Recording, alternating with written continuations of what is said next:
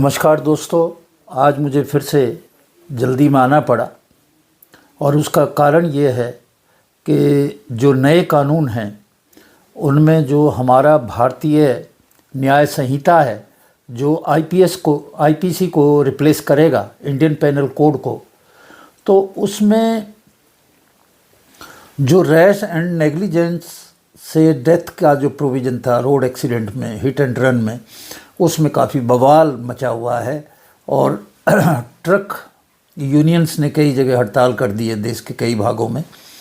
तो मुझे इसके लिए आना पड़ा और इसके बारे में कुछ मैं आपको बता सकूं, इसलिए मैं आपके सेवा में हाजिर हुआ हूं। सबसे पहले देश में अगर आप रोड एक्सीडेंट की हालत देखें, अगर मैं फैटल एक्सीडेंट की बात करूं, फैटल एक्सीडेंट उसको कहते हैं जिसमें किसी की मौत हुई हो। तो 2022 की मिनिस्ट्री ऑफ ट्रांसपोर्ट की फिगर है कि 1,68,000 लोग एक साल में भारतवर्ष में उनकी रोड एक्सीडेंट से डेथ हुई। एक बहुत बड़ा नंबर है और पिछले साल के मुकाबले में इनमें 9.4 की वृद्धि हुई।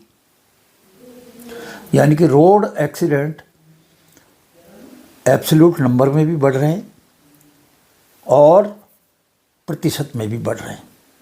और अगर मैं साधारण शब्दों में कहूं तो 19 डेथ रोड एक्सीडेंट में 19 लोगों की जान जाती है हर घंटे में।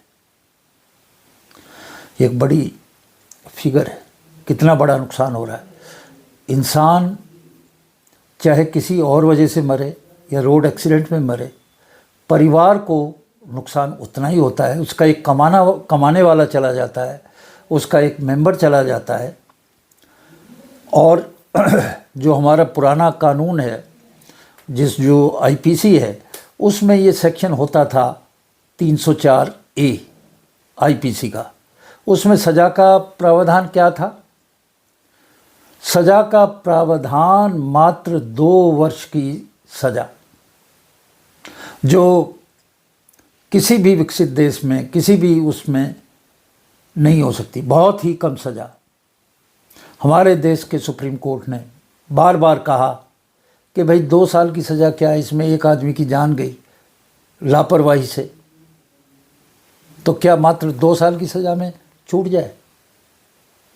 2 साल की सज़ा इसलिए थी कि ये कानून तो बनाया था अंग्रेज़ों ने और उस वक्त गाड़ी चलाने वाला होता था अंग्रेज़ और मरने वाला होता था हिंदुस्तानी।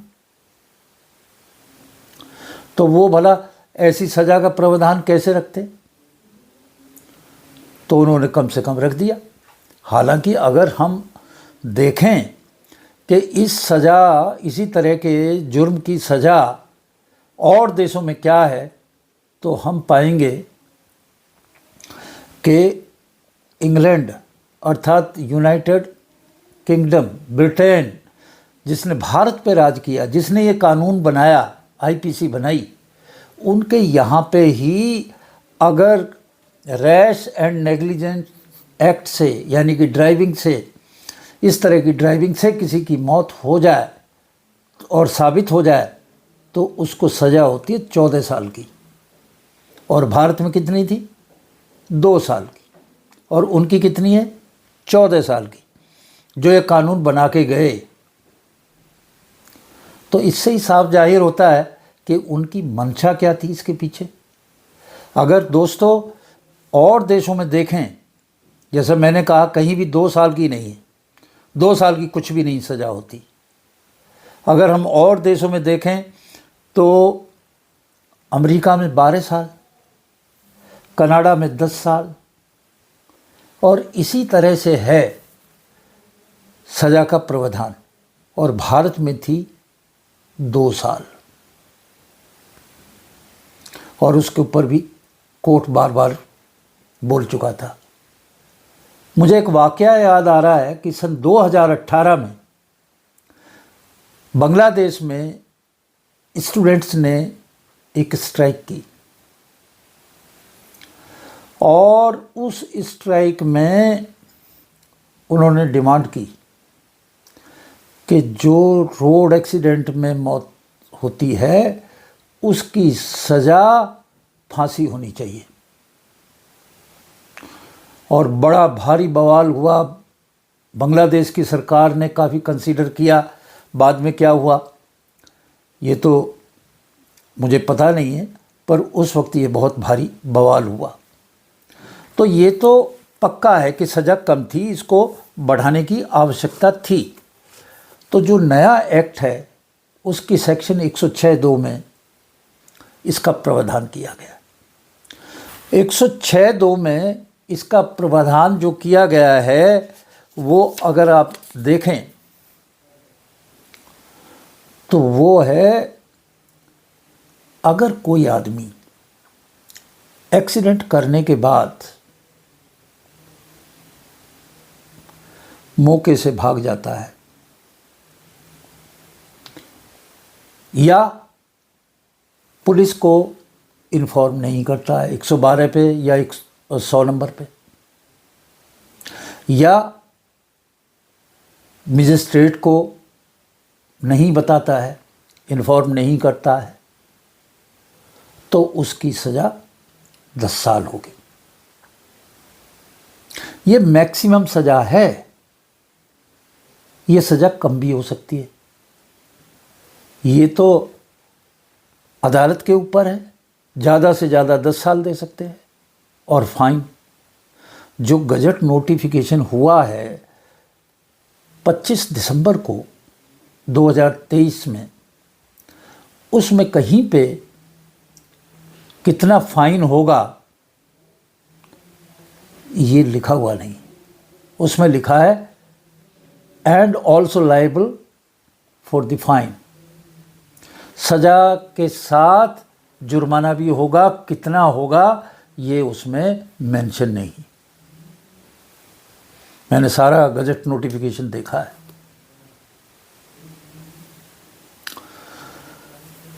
तो एक मैं बात बड़ी स्पष्ट बताऊं कि भारत में जो फैटल एक्सीडेंट होते हैं उसमें 70% एक्सीडेंट स्पीडिंग से होते हैं, तेज गति से होते हैं। और ये जो सेक्शन 106 है BNS का, ये सबके लिए है। ये केवल ट्रक ड्राइवरों के लिए नहीं है, बस के लिए नहीं है। ये 2 व्हीलर का भी हो सकता है। अगर किसी 2 व्हीलर वाले से, बाइक से किसी की मौत वाक़या हो जाए उस लापरवाही से, तो उसका भी यही प्रावधान है। उसका भी लॉ में यही प्रावधान BNS में होगा। ये केवल ट्रकों के लिए नहीं है। और जो इसमें कहा गया, जैसा मैंने अभी बताया, इसमें ये ज़रूरी नहीं है कि वो मौके पर रहे। इसमें मात्र लिखा है कि भाई आप मौके पे मत हो, आप चले जाओ, थोड़ा दाएं बाएं हो जाओ, आपको डर है पब्लिक से, वहाँ से टेलीफोन कर दो पुलिस को, साहब यहाँ पे एक एक्सीडेंट हुआ है। मजिस्ट्रेट को बता दो कि यहाँ पे एक एक्सीडेंट हुआ है। इसमें ये भी नहीं है कि आप ये कहेंगे साहब मैंने एक्सीडेंट किया है, मैं इसको कन्फेस करता हूँ, मैं इसको मानता हूँ। ये तो कोर्ट का बाद का काम है, तफ्तीश का काम है। क्या अब जो एक्सीडेंट होता है उसमें लोग हॉस्पिटल नहीं ले जाते हैं? अरे आज भी तो लेके जाते हैं भाई। तो ये उसी वक्त कन्फेस करके गिल्टी मानने की जरूरत है ही नहीं कि मैंने अपराध किया है। इसे मानने की जरूरत ही नहीं। तो इस बात को स्पष्ट कर लेना चाहिए। आज भी रोड एक्सीडेंट में जो मरते हैं 50% पेडिस्ट्रियन है। दोस्तों, ये स्पष्ट है कि कानून में बढ़ाने की आवश्यकता थी। किसी की जान लेना लापरवाही से, ये 2 साल की सज़ा देना मात्र, ये बहुत ही अन्याय की बात थी।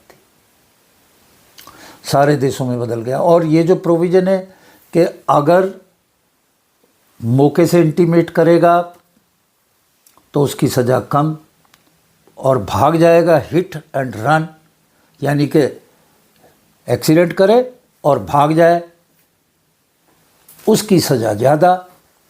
ये प्रोविज़न भी दूसरे देशों में है, ज़्यादातर देशों में है। ये कोई भारत ने पहली बार नहीं किया है। भारत ही केवल एक ऐसा देश नहीं है जो उसने किया है, औरों ने नहीं किया है। ये सब है। अब मेरे जो पहले वीडियोस थे उसमें कई लोगों ने सवाल पूछे कि साहब ये जो हिट एंड रन है इसके बारे में बताएं विस्तार से, इसके बारे में समझाएं। तो वो जो चीज़ें हैं, कई सवाल पूछे। पहला सवाल तो यही लोगों ने पूछा कि अगर हम टेलीफोन करके बताएंगे हाँ एक्सीडेंट हमने कर दिया है, तो हमने तो कन्फेशन कर लिया, हमने तो मान लिया, सज़ा हो गई। तो इसका मैं जवाब दे चुका हूँ और फिर से बता रहा हूँ कि जो कानून में लिखा हुआ है उसमें लिखा है कि आपने इंटीमेशन देनी है, और वो इंटीमेशन एक्सीडेंट की, उसमें कन्फेस करने की ज़रूरत नहीं है कि हाँ मैं नहीं किया है, ये बताने की ज़रूरत नहीं है। सवाल मात्र इतना है कि एक्सीडेंट हुआ है, कोई इंजर्ड है, उसको तुरंत हॉस्पिटल ले जाएं, उसकी जान बचाई जाने की लिए ये सब कुछ है। ये मानवता इससे दर्शाती है। इसमें एक पक्ष नहीं, दोनों पक्ष देखो। कल को रोड पे एक्सीडेंट पे हम भी हो सकते हैं, कोई भी हो सकता है। दूसरा जो सवाल है कि मौके पे रहना ज़रूरी है, बिल्कुल नहीं ज़रूरी है। ज़रूरी इन्फॉर्मेशन देना है, मौके पे रहना नहीं। कई लोगों ने पूछा साहब जुर्माना 10 लाख होगा।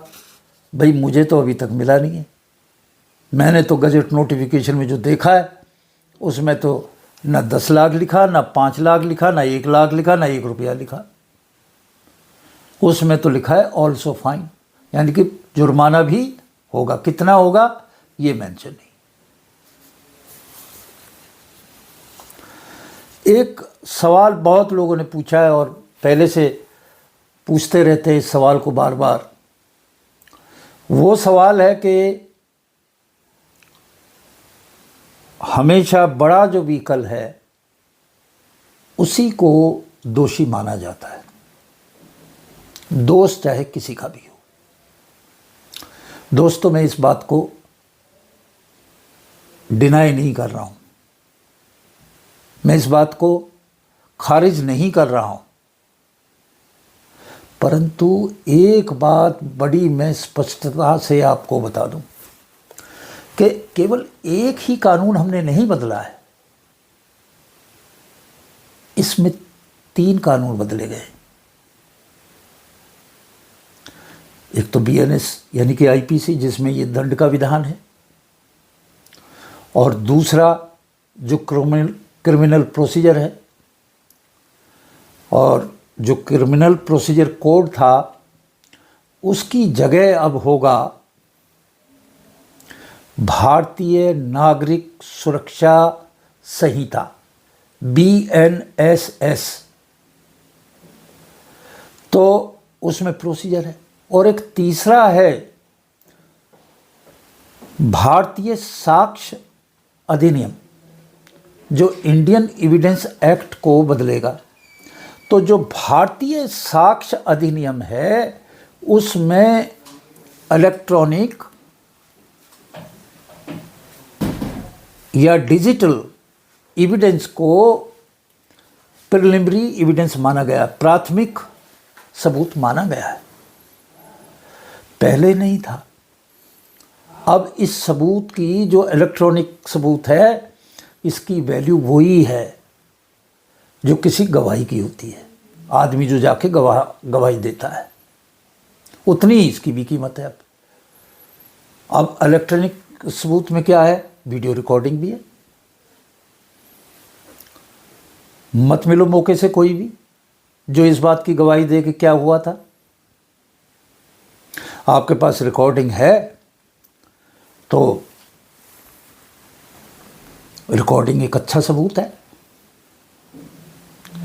एक बड़ी छोटी सी बात मैं यहाँ पे अपनी सजेशन देना चाहता हूँ कि 2 कैमरे लगा लें, एक फ्रंट पे लगा लें, एक बैक पे लगा लें, गाड़ी में रिकॉर्ड करता चले। कोई ज़्यादा कीमती चीज़ नहीं है आज के ज़माने में। अगर आपने गलती नहीं की है तो रिकॉर्डिंग बताएगी, वो सबूत है कि गलती छोटी गाड़ी वाले की थी, पेडिस्ट्रियन की थी, पैदल यात्री की थी, साइकिल वाले की थी, स्कूटर वाले की थी और ट्रक वाले की नहीं थी या कार वाले की नहीं थी। एक बैक में लगा ले कैमरा, अच्छा सबूत है। आज इस सबूत को, ये जो नए कानून हैं उनके मद्देनज़र अदालत भी एक्सेप्ट करती है, मानती है। तो आपको इसकी बहुत बड़ी सपोर्ट मिल जाएगी, एक सबूत मिल जाएगा और सज़ा कभी हो नहीं सकती। ये भी किया जा सकता है। मैं तो यहाँ तक कहता हूँ, मैं तो रिक्वेस्ट करता हूँ जो हमारी सरकार है उससे कि आप जो गाड़ियाँ बनाने वाले हैं, जो मैन्युफैक्चरर हैं ऑटोमोबाइल के, उनको आप ये चीज़ ज़रूरी कर दें कि जो भी गाड़ी आएगी उसमें 2 तरह के कैमरे आएंगे, एक आगे से कवर करेगा, एक पीछे से कवर करेगा। इतनी बड़ी बात नहीं है। तो ये समस्या कि किसने गलत किया, इसका समाधान हो जाएगा। एक बहुत ही अच्छा सुझाव है। और अगर सरकार इसको उनको कहती भी नहीं है तो हमें कौन रोकता है भाई कि हम अपनी गाड़ी में एक कैमरा आगे और एक पीछे लगा के रिकॉर्डिंग करते रहें। ये हमारे लिए ही, हमारी सुरक्षा के लिए है। और इस तरह की कोई बात होगी, देखो जी ये है और ये सबूत है। अब क्योंकि नए कानून में, इसके अलावा और बताऊं, अब नए कानून में क्योंकि ये 10 साल तक का प्रोविज़न है और 7 साल से ज़्यादा की सज़ा की जो भी धाराएं हैं, उसमें ये भी ज़रूरी होगा कि जो फॉरेंसिक टीम है वो भी मौके पे जाएगी, साइंटिफिक एविडेंस कलेक्ट करेगी कि किसकी गलती है, किसकी नहीं है, उस सब का तय हो जाएगा, पता पड़ जाएगा। साइंटिफिक टीम आएगी, फॉरेंसिक की टीम आएगी हर एक ऐसे क्राइम के इंसिडेंट पे। ये एक और नए कानून में जो है इसका प्रोविज़न है। तो ये बहुत सारे ऐसे प्रोविज़न हैं कि जो मनमानी करने से पुलिस को भी और दूसरों को रोकेंगे। अब ये जो चीज़ें हैं ये सब बताई जा रही हैं, समझाई जा रही है। और एक बात मैं और बताऊं, ये कानून का गजट नोटिफिकेशन हो गया, इसका मतलब ये नहीं है कि कानून लागू हो गया। मुझे तो, मेरे हिसाब से ये कानून अभी 7-8 महीने तो लेगा लागू होने के लिए, क्योंकि अभी तो पुलिस के जो लोग हैं उनको ट्रेनिंग देने की ज़रूरत है और इतनी बड़ी फोर्स है, इतने सारे लोगों को ट्रेनिंग देना कोई आसान काम नहीं है। इतनी ट्रेनिंग की कैपेसिटी नहीं है पुलिस ट्रेनिंग कॉलेज में या स्कूल्स में, जिसमें ट्रेनिंग दी जा सके तो इसके लिए प्रयास किए जाएंगे, इसके लिए शेड्यूलिंग बनेगी। पहले तो पुलिस को ट्रेंड करें, फिर वकीलों को। वकीलों ने भी ये कानून थोड़ी पढ़े, उनके सबके लिए नए हैं। एडवोकेट्स के लिए भी, जो जज हैं उन्हें भी। और इस सारी प्रक्रिया में 7-8 महीने तो लगेंगे, बहुत लंबा समय है।